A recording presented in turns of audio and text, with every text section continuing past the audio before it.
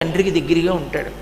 అందుకే విఘ్నేశ్వరుడికి పరమశివుని కన్నా దూరంగా వేరొక చోట ఉండే అలవాటు లేదు. పెద్ద కొడుకు దగ్గరగా ఉండడం తండ్రికి ప్రీతిపాత్రం.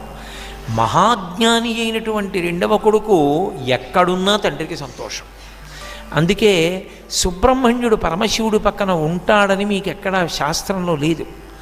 ఆయన కొండల మీద ఉంటూ ఉంటాడు, ఎన్నో చోట్ల కొండల మీద వెలిసి ఉంటాడు. విఘ్నేశ్వరుడు ఒక కొండ మీద వెలిశాడని ఉండదు. ఎందుకో తెలుసా?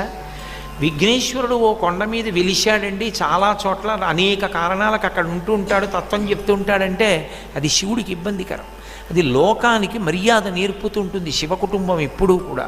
ఎందుచేత అంటే ఒకటే కారణం.